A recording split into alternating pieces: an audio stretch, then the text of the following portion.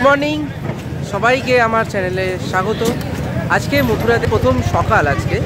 আজকে মথুরাতে আমরা ঘুরতে যাচ্ছি বাঁকে বিহারী মন্দিরের দিকে। সকল দর্শনার্থীরা আপনাদের সবাইকে জানাই প্লিজ আমার চ্যানেলটির সাথে থাকবেন। আপনাদেরকে সবাইকে দেখাবো যে কোন কোন মন্দির কখন যেতে হয় আর কতক্ষণ খোলা থাকে, সমস্ত ডিটেলস এই ভিডিওতে আপনাদেরকে দেব। কিন্তু তার আগে আমার গত পর্বে আমি দেখিয়েছিলাম প্রেম মন্দিরের ডিটেলস বৃন্দাবনের, সেই পর্বটি দেখে নিন। এবং তার আগের পর্বে অর্থাৎ দ্বিতীয় পর্বে রেল বাসের জার্নি মথুরা থেকে, এবং পার্ট 1-এ আমি দেখিয়েছিলাম কলকাতা থেকে কোন ট্রেনে এসেছিলাম, সমস্ত ডিটেলস দেখে নিন এই 3টে পর্বে। চলুন যাওয়া যাক। আমি এবার ধীরে ধীরে এগোচ্ছি বাঁকে বিহারী মন্দিরের দিকে। গত পর্বে আপনাদেরকে দেখিয়েছিলাম যে আমরা আমাদের যে হোটেল নিয়েছি সেখান থেকে বাঁকে বিহারী মন্দির একদমই সামনেই বা পাশেই বলা যায়। আজ আমরা হোটেলের সামনে থেকে যে রাস্তাটি বাঁকে বিহারী মন্দিরের দিকে যাচ্ছে সেই সোজা রাস্তা ধরে আমরা হেঁটে চলেছি। ভিডিওটা একটু ফাস্ট ফরওয়ার্ড করে দিয়েছি যাতে আপনাদের দেখতে একটু ভালো লাগে। এবং এই হাঁটা রাস্তা ধরে এগিয়েই সামনেই বাঁকে বিহারী মন্দির, এবং আপনাদেরকে সমস্ত ডিটেলসে দেখাবো কোথায় জুতো, মানি ব্যাগ, বেল্ট এ সমস্ত রেখে আপনারা মন্দিরে যেতে পারেন। চলুন এগিয়ে যাওয়া যাক বাঁকে বিহারী মন্দিরের দিকে। আপনাদেরকে বলে রাখি, বাঁকে বিহারী মন্দিরে ঢোকার আগে আপনাদেরকে জুতো, চপ্পল, বেল্ট সব কিছু আপনাদেরকে খুলে যেতে হবে। আর খুলতে গেলে আমার পেছনে যে সমস্ত দোকানগুলো আপনারা দেখতে পাচ্ছেন, এই সমস্ত দোকানগুলোতে আপনাদের জুতো, চপ্পল, বেল্ট সব কিছু আপনাদের খুলে তারপরেই আপনাকে যেতে হবে মন্দিরের ভেতরে। এটা আপনাদের মাথায় রাখতে হবে। যেই দোকান থেকে আপনারা মালা ফালা কিনবেন সেই দোকানে আপনারা জুতো, চপ্পল রেখে দিন, এটাই আপনাকে সাজেস্ট করবো। চলুন বাঁকে বিহারী মন্দিরের দিকে ঢোকা যায়। পাশে যে মিষ্টির দোকানটি আপনারা দেখতে পাচ্ছেন, এই দোকানেই আমরা সবাই বেল্ট এবং জুতো, যেগুলি লেদার বা চামড়া দিয়ে তৈরি হয়, সেগুলি আমরা এখানেই রেখে দিয়েছিলাম। এবং এই লাইনে যত দোকানপাট আপনারা মিষ্টির দোকান বা ফুলের দোকান দেখতে পাচ্ছেন, সেই সমস্ত দোকানে আপনারা আপনাদের চামড়া বা যাবতীয় জিনিস যেমন জুতো বা বেল্ট আপনারা এখানেই খুলে যান। এবং একটা কথা আপনাদেরকে বলে রাখি, মানি ব্যাগ এবং ফোন ভেতরে অ্যালাউ, কিন্তু মোবাইলে ভিডিও করা ভেতরে অ্যালাউ নয়। হিন্দিতে বলছে, আপনারা শুনতেই পেলেন যে মন্দিরের বাইরে আপনারা নির্দিষ্ট স্থানে জুতো, চপ্পল রেখে আসুন। বাঁকে বিহারীজিকে অবশ্যই আপনারা ফুলের মালা কিন্তু অবশ্যই তাকে চড়াবেন, আর সেই ফুলের মালা বাঁকে বিহারীজিকে ছুঁয়ে আপনাদের বাড়িতে অবশ্যই নিয়ে আসবেন। এটি নাকি খুব শুভ হয়, আর আমরাও এটাই করেছিলাম। বাঁকে বিহারীজিকে প্রসাদ চড়ানোর জন্য আপনারা এই সব দোকান থেকে বিভিন্ন সন্দেশ, লাড্ডু, নাড়ু আপনারা এখান থেকে পেয়ে যাবেন। এবং আমরা প্রায় বাঁকে বিহারী মন্দিরের গেটের সামনে চলে এসেছি।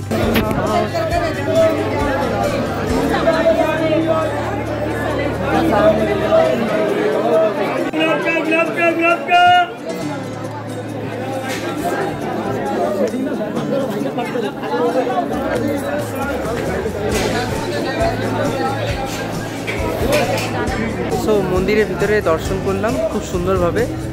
মন্দিরের ভিতরে পান্ডারা একটু হুটপার করবে, মোবাইল নিয়ে ঢুকতে পারবে, মোবাইল আর পার্স নিয়ে আপনারা ঢুকতে পারবেন, ব্যাগও নিয়ে ঢুকতে পারবেন। তবে সাবধানে, মোবাইল আর পার্স কিন্তু চুরি হওয়ার সম্ভাবনা ভীষণ পরিমাণে থাকে, তাই মোবাইল, পার্স একটু সাবধানে নেবেন। প্লাস মন্দিরের ভেতরে প্রচণ্ড ভিড়, যাদের সাথে এসছেন বাচ্চা থাকলে একটু সাবধানে নিয়ে ঢুকবেন। আর দর্শন খুব ভালো হয়েছে। সকালবেলা যদি আসতে পারেন 8টা থেকে 10টার মধ্যে, তাহলে আপনাদের দর্শনটা একটু ভালোভাবে হবে। আর খুব সামনে থেকে হতে পারে। আপনারা অবশ্যই ঠাকুরজির জন্য ফুলের মালা বাইরে থেকে বিক্রি হয়, ফুলের মালা কিনে আপনারা ঠাকুরজির মন্দিরে গিয়ে ফুলের মালা ছুঁয়ে সেই মালাটা অবশ্যই আনবেন ঘরের জন্য। খুবই শুভ হয়, সবাই বলে এই কথাটা। আর এইভাবে আমরা মন্দির দর্শন করলাম। ভেতরে হয়তো 10-15 মিনিট লেগেছে, একটু ভিড় ছিল, বাট খুব সুষ্ঠুভাবে মন্দির দর্শন আমাদের হয়ে গেছে। এবার আমরা যাচ্ছি শ্রী রাধা বল্লভ লালজির মন্দিরে। কিন্তু তার আগে বাঁকে বিহারী মন্দিরের ঠিক উল্টো দিকে অনেক দোকানপাট আছে, যেখানে ঠাকুরের জিনিসপত্র, পূজার সামগ্রী, জিনিসপত্র এখানে পাওয়া যায়। এবং আমাদের পরিবারের লোকেরা এখানে এসেছিল কিছু জিনিসপত্র কিনতে। চলুন আপনাদের একটুখানি দেখিয়ে দিই কী কী জিনিসের কীরকম দাম আর আমরা কি নিলাম।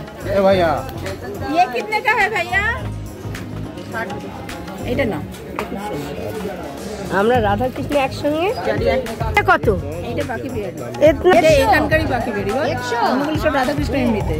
বাঁকে বিহারী মন্দির থেকে বেরিয়েই পেছন গেট থেকে যদি আপনারা ডান দিকে রাস্তা নেন, ডান দিকে রাস্তা থেকে সোজা চলে আসবেন রাধা বল্লভ লালজির টেম্পেলে। তো এরপর আমরা এবার সোজা এগিয়ে যাচ্ছি রাধা বল্লভ লালজির মন্দির। চলুন রাধা বল্লভ লালজির মন্দির আপনাদেরকে দর্শন করিয়ে নিয়ে আসি। এবার আমরা গলি দিয়ে এগোচ্ছি রাধা বল্লভ লালজির মন্দিরের দিকে। এবং বন্ধুরা, আপনাদেরকে সতর্ক করে দিই, এখানে প্রচুর পরিমাণে বাঁদরের উপদ্রব। সাথে আপনারা যদি চশমা, ফোন বা অন্য কোনো ব্যাগ যাবতীয় জিনিস হাতে রাখেন, সাবধানে নেবেন এবং খুব টাইট করে হাতে ধরে রাখবেন, কারণ এই বাঁদররা ছিনতাই করে যে কোনো মুহূর্তে নিয়ে যেতে পারে। খুব সাবধান আপনারা এই রাস্তা দিয়ে হেঁটে যাওয়ার সময়, আপনারা একটু সাবধানে হবেন। আর এই বাড়িঘরদরের মধ্যে খুব সুন্দর আমাদের এই রাধা বল্লভ লালজির মন্দির। চলুন মন্দিরের ভিতরে আমরা প্রবেশ করি। এবার আমরা প্রবেশ করেছি শ্রী রাধা বল্লভ লালজির মন্দিরে। আর আপনাদেরকে এবার আমি দর্শন করাতে নিয়ে যাচ্ছি শ্রী রাধা বল্লভ লালজি। দেখতেই পাচ্ছেন আপনারা সামনে শ্রী প্রভুর মূর্তি, খুবই সুন্দর এক জাগ্রত মূর্তি আপনারা দেখতে পাচ্ছেন। যারা যারা আপনারা এই মন্দিরে নিজ চোখে দেখতে পাচ্ছেন না, যারা যারা আসতে পারছেন না, তারা অবশ্যই আমার চ্যানেলটিকে ফলো রাখুন। এরকম ভালো ভালো জায়গা আপনাদেরকে আরও বেশি পরিমাণে দর্শন করাবো ঘরে বসেই। আর যারা যারা আসতে পারবেন তাদেরকে অবশ্যই বলবো একবার এসে এইখানে দর্শন করে যান শ্রী রাধা বল্লভ লালজিকে। তো একবার বলে উঠুন সবাই মিলে, শ্রী রাধা বল্লভ লালজির জয়। এই মন্দির থেকে বেরিয়েই আমরা চলে এসেছি বাঁকে বিহারী যেই মন্দিরের ঠিক আগেই। দুটি মন্দিরই প্রায় কাছাকাছি। এখানে আমরা এবার সকালবেলা একটু ব্রেকফাস্ট করে নেব। চারিদিকে দেখুন কচুরি, মিষ্টির দোকান, বিভিন্ন খাবার দোকানের ঠাসা। আপনারা এখান থেকে ব্রেকফাস্ট করে নিন।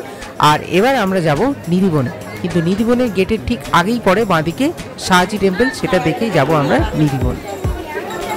এবার আমরা এসে গেছি শাহজি টেম্পল। চলুন ভেতরটা দেখিয়ে আনি শাহজি টেম্পলের। শ্রী কুন্দনলাল এবং শ্রী কুন্দনলাল সাল 1876 খ্রিস্টাব্দে তারা লখনৌয়ের বাসিন্দা হওয়া সত্ত্বেও এই বৃন্দাবনে শ্রীকৃষ্ণ ঠাকুর এবং শ্রী রাধা রানীর লীলা ক্ষেত্রে তারা এই সুন্দর একটি সাদা ধবধবে খুব সুন্দর আর্কিটেকচার, এত সুন্দর মন্দির তারা নির্মাণ করেছিলেন। এবং এই মন্দিরে আমরা এবার আপনাদেরকেও দর্শন করাতে এসেছি এবং আমি নিজেও এসেছি শ্রী রাধা রানী এবং শ্রীকৃষ্ণের আরতি দেখতে এবং মন্দির দর্শন করতে।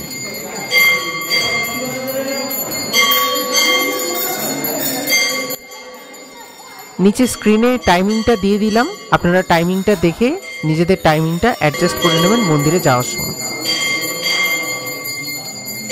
এবার আমরা এসে গেছি নিধিবনে। আপনাদের প্রথমেই ঢুকেই ডান দিকে এসে আপনাদের জুতো সবকিছু এখানে রেখে দেবেন। মোবাইল অ্যালাউ, পার্স অ্যালাউ, বেল্টও অ্যালাউ। এই হচ্ছে নিধিবনের জুতো স্ট্যান্ড। আর এবার আমরা নিধিবনের ভিতরে প্রবেশ করব। যে সকল দর্শক বন্ধুরা আমার ভিডিওটিতে এই পর্যন্ত দেখে নিয়েছেন তাদেরকে একটাই রিকোয়েস্ট করব যে এখান থেকে পুরো ভিডিওটাতে অবশ্যই দেখবেন, যাতে ভবিষ্যতে যখনই আপনারা বৃন্দাবনে আসবেন আপনাদের আর কোনো গাইড লাগবে না এই ভিডিওটা দেখার পরে। এটুকু আপনাদের গ্যারেন্টি দিলাম। একবার প্রেম সে বলো মাখন চোর ভগবান কি, মাখন চোর ভগবান কি জয় জয়। दाऊदयाल सरकार की, दाऊदयाल सरकार की जय जय। ताली मार के हंसी करो जरा। देखो जब तक आप वृंदावन में आए हो, राधे राधे बोलने में, ताली बजाने में और हंसने में कंजूसी बिल्कुल नहीं करना है एकदम। यहाँ जो दर्शन करने के लिए आए हो ये निधिवन है। আপনারা এখানে যে বনটি দেখতে পাচ্ছেন সেটি হলো নিধিবন। এই নিধিবন আরো দুটি নামে পরিচিত, মধুবন এবং তুলসী বন। এই মধুবনেই শোনা যায় শ্রী রাধা রানী এখানে নৃত্য করেন এবং শ্রীকৃষ্ণের লীলা করেন এই নিধিবন।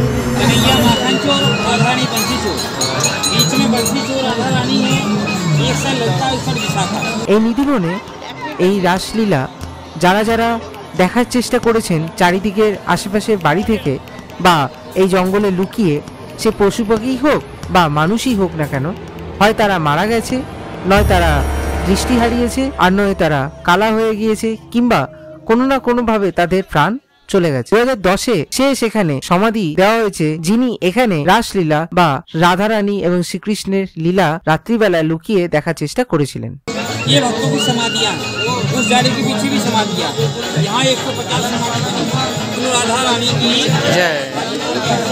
যত লোকে এই রাসলীলা সন্ধ্যেবেলা নিধিবন বন্ধ হওয়ার পরে দেখে নিয়েছেন তাদের এরকম সমাধি হয়ে গেছে। নিধিবনে সন্ধ্যেবেলায় আপনাদের কোনো রকমভাবে প্রবেশ করা যায় না। যদি আপনারা জোর করে নিধিবনে প্রবেশ করে না দেখেন তো আপনারা হয় মৃত্যুপ্রাপ্ত হবেন, নইলে আপনাদের চোখ চলে যেতে পারে, যে কোনো রকম কোনো না কোনো অ্যাক্সিডেন্ট হতেই পারে, তাই এরকম কখনোই করবেন না। দাপর যুগে শ্রীকৃষ্ণের রাসলীলার সময় শ্রীকৃষ্ণ তার গোপীদের পাশে তার একটি করে রূপ রেখে দিয়েছিলেন, ফলে গোপীরা অহংকারগ্রস্ত হয়ে পড়েন এবং তারা মনে করেন যে আমাদের কাছেও একটি করে শ্রীকৃষ্ণ আছে। এর ফলে শ্রী রাধা রানী রেগে যান এবং প্রত্যেককে অভিশাপ দেন যে তোমরা এখানে তুলসীর গাছ হয়ে দাঁড়িয়ে থাকবে যতদিন এই পৃথিবীর বিনাশ না হয়। এর ফলে গোপীরা শ্রী রাধা রানীর পায়ে পড়েন এবং বলেন, হে রাধা রানী আমাদের বাঁচান।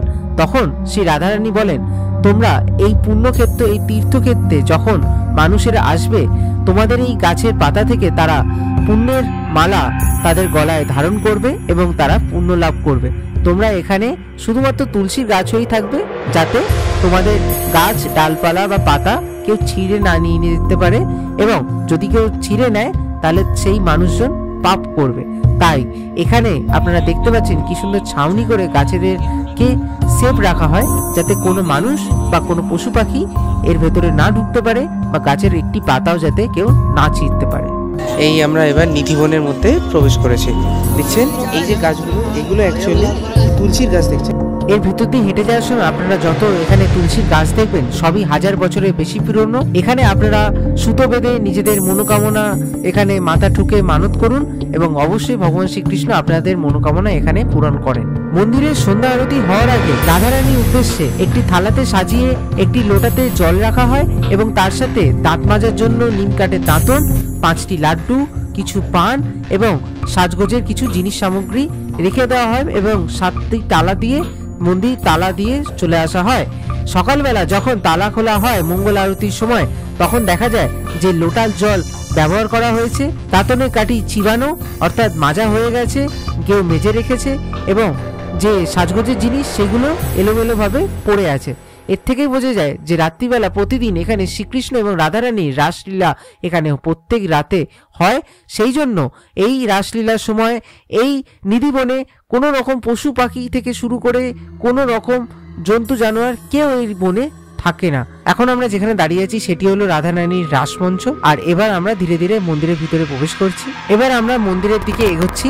মন্দিরের ভিতরে ছবি তোলা নিষিদ্ধ, কিন্তু আমি চেষ্টা করবো আপনাদেরকে যতটা দেখানো যায়। দেখতেই পাচ্ছেন প্রচন্ড ভিড় রয়েছে মন্দিরের ভিতরে। এবার আমরা মন্দিরের দিকে এগোচ্ছি।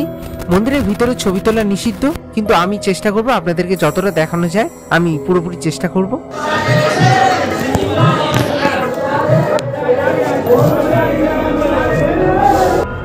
মন্দিরের ভিতরে অনেক পুরোহিত থাকায় তারা ফোন নিয়ে নিতে পারে, সেই জন্যই আমি অনেক চেষ্টা করলাম, কিন্তু ঠিকমতো ভিডিও ফুটেজ পাইনি। আপনারা যে এবার কুয়োটি দেখতে পাচ্ছেন তার নাম ললিতা কুণ্ড। শ্রীকৃষ্ণ যে সমস্ত গোপীরা রাধারানীর অভিশাপে অভিশপ্ত হয়েছিলেন তাদেরকে জল খাওয়ানোর জন্য অর্থাৎ তাদের তেষ্টা মেটানোর জন্য তিনি বাঁশি বাজিয়ে এই কুয়োটি খনন করেছিলেন এবং এই কুয়োতে যমুনার জলে পরিপুষ্ট হয় এবং তারা এখানে জল পান করে থাকে এই সমস্ত গাছের। এবার আমরা ধীরে ধীরে নিধিবন থেকে বেরোচ্ছি এবং আমরা যেখানে জুতো বেল্ট আমাদের রেখেছিলাম সেখানে গিয়ে সেই সমস্ত জিনিসপত্র নিয়ে আমরা যাব সোজা যমুনা ঘাটে। এবং যমুনা ঘাটে যে বৃক্ষের ওপরে গোপীরা তাদের বস্ত্র রেখে স্নান করতে যেত যমুনা ঘাটে এবং শ্রীকৃষ্ণ সেই সমস্ত বস্ত্র চুরি করে নিতেন, সেই বৃক্ষটিও দেখাবো এবং যমুনার দর্শন আপনাদের এবার আমি করাবো। নিধিবন থেকে বেরিয়েই আপনারা সোজা যমুনা ঘাটে সোজা রাস্তা ধরে এগিয়ে হেঁটে নিজে হাতে চলে যাবেন, কোনো রকম গাইড এখানে লাগবে না। এবার আমরা নিধিবন দর্শন করে আমরা চলে এসেছি যমুনা ঘাটে। চলুন যমুনা ঘাটে আপনাদেরকে দর্শন করিয়ে নিয়ে আসি। আর এই চিরঘাটের সামনে আপনারা চলে আসবেন, কিন্তু তার আগে আপনারা দেখতে পাচ্ছেন এখানে পুরাতন মন্দির, বহু প্রাচীন মন্দির। এই মন্দিরের গা দিয়েই নাকি আগে যমুনা বইতো সেই দাপর যুগে। আর এটাই সেই কদম গাছ যেখানে গোপীরা দাপর যুগে যখন এই যমুনায় নেমে স্নান করতেন তাদের বস্ত্র এই গাছে রেখে দিতেন এবং শ্রীকৃষ্ণ এই গাছে উঠে তাদের বস্ত্র চুরি করে নিতেন এবং লীলা করতেন। আমরা এবার ধীরে ধীরে ঘাট থেকে যমুনা নদীর দিকে এগোচ্ছি। সামনে দেখতে পাচ্ছেন প্রচুর নৌকা দাঁড়িয়ে রয়েছে। আর হ্যাঁ, এই যমুনা নদীতেই শ্রীকৃষ্ণ পদছাপ এখানেই ফেলেছিলেন। এই শ্রীকৃষ্ণ লীলাভূমিতে আপনাদেরকে স্বাগত জানাই এই যমুনা ঘাটে। আপনারা এখানে এসে নৌকা ভ্রমণের অভিজ্ঞতা নিতে পারেন এবং এখানে নৌকা ভ্রমণ পার জন 50 টাকা করে। এই যমুনা ঘাটে দেখতে পাচ্ছেন এখন যমুনা নদী অনেক সরু হয়ে গেছে। আপনাদেরকে একটা জিনিস সাজেস্ট করব, যদি আপনারা আসেন আর এই নৌকা চড়তে চান, দুপুরবেলা একটু বেশি রোদের তাপ লাগতে পারে। বিকালে যদি আসেন তাহলে আপনাদের মনোরম পরিবেশে নৌকা ভ্রমণের অভিজ্ঞতা আপনাদের মনোরম হয়ে উঠবে, এটুকু গ্যারেন্টি।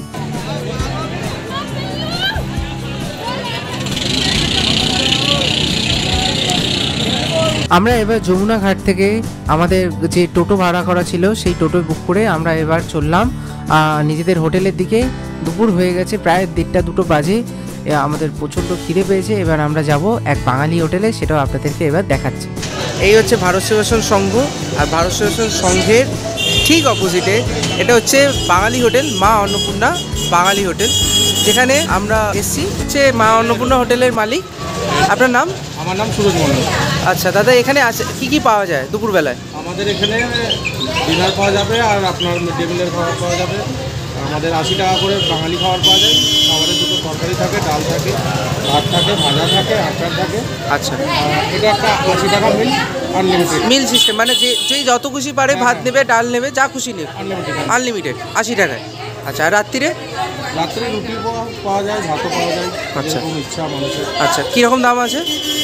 এটাও সেম কিছু তাই, 80 টাকা 4টে রুটি, সবজি দিয়ে 80 টাকা। আচ্ছা, রুটির সাথে কি সবজি আর কটা রুটি? সবজিটা অনেক রকম হয়, যেটা যার পছন্দ হয়। যেমন ডাল তরকা বা যে কোনো সবজি। কটা রুটি থাকে? 4টে রুটি থাকে, 80 টাকাতে। আর যদি কেউ ভাত নিতে চায় তাহলে ভাত নিতে পারে। হ্যাঁ, এরকম সেম 80 টাকা। এই হচ্ছে হোটেল, ভেতরে বেশ পরিষ্কার। ভেতরে অনেক স্পেস আছে। আপনারা ইজিলি এই টেবিলে 6-6-12 জন, এই টেবিলে 4-4-8 জন, এখানেও 6 জন 12 জন আপনারা ইজিলি বসতে পারবেন। তো এই ছিল আমাদের বাঙালি হোটেল। যারা বাঙালিরা আপনারা এখানে এসে যারা খাবার দাবারে খুব প্রবলেম হয়, তো এইখানে আসুন, খুব ভালোভাবে, খুব ভালো পরিবেশন এদের, খুব ভালো ভদ্র ব্যবহার। এই বাঙালি হোটেলে আপনারা ইজিলি আসতে পারেন। ঠিক ভারত সেবাশ্রমের ঠিক অপোজিটে এই বাঙালি হোটেল। এবার আমরা দুপুরের খাবার খেয়ে একটি গাড়ি বুক করলাম, টোটো বুক করলাম।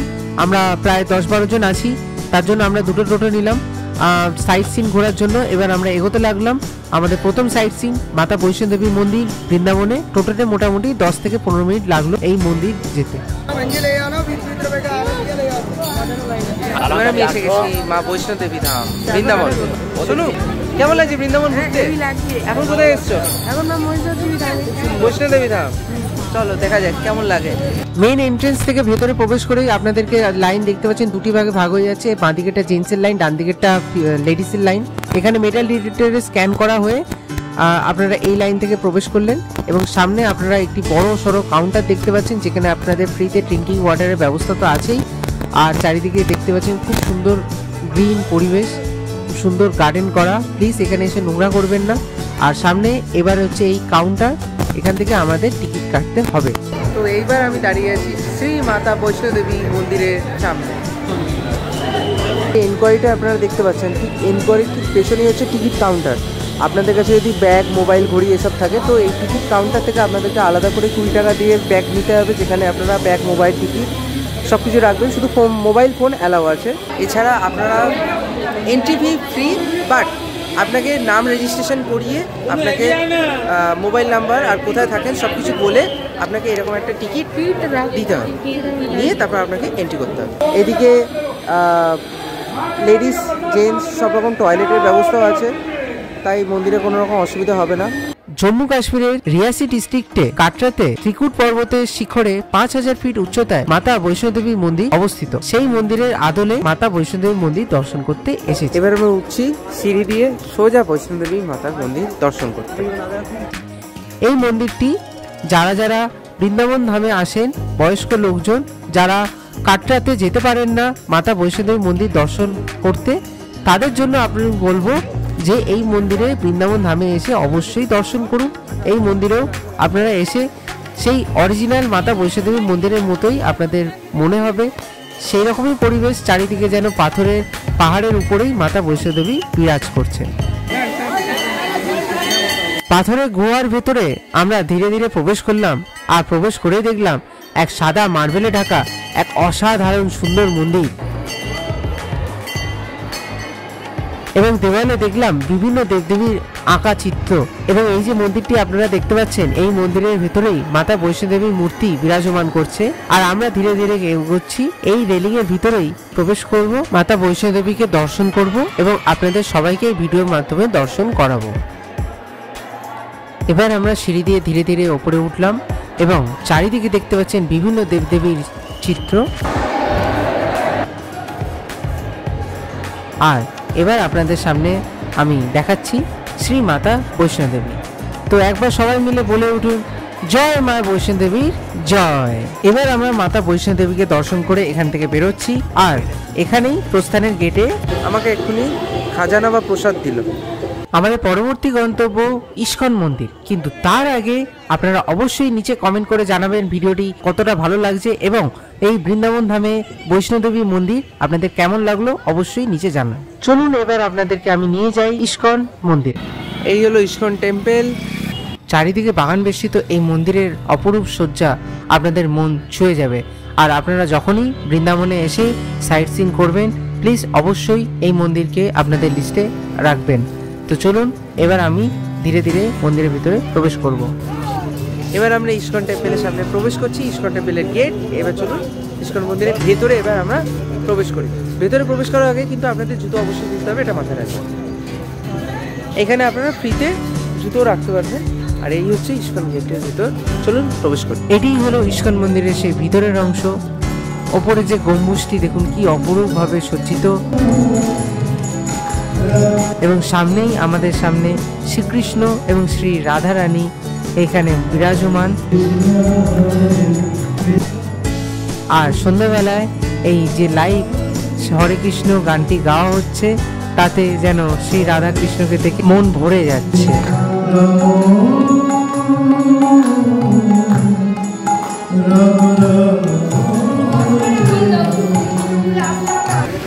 ভক্তি বেদান্ত স্বামী গেট এটা।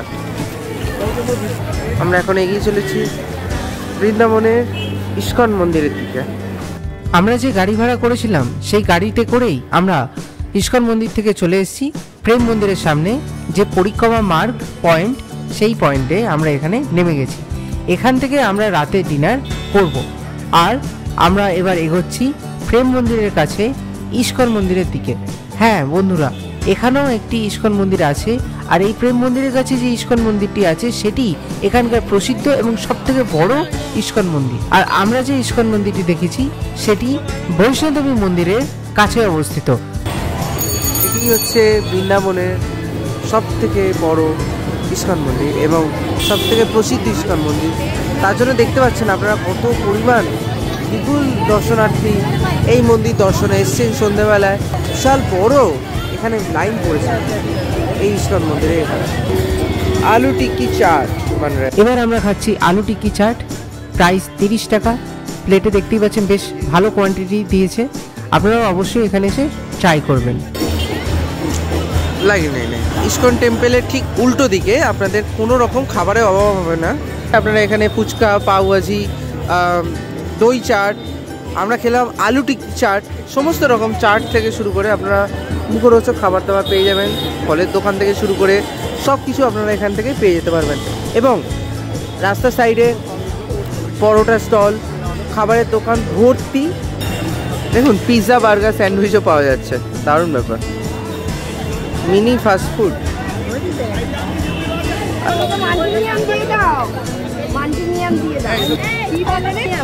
এখানে চাউকে নুডলস বলে। এবার আমি এখানে চাউ বলেছি, তো দাদা বলছে যে তুমি বাঙালি। আমি বলছি কী করে বুঝলে?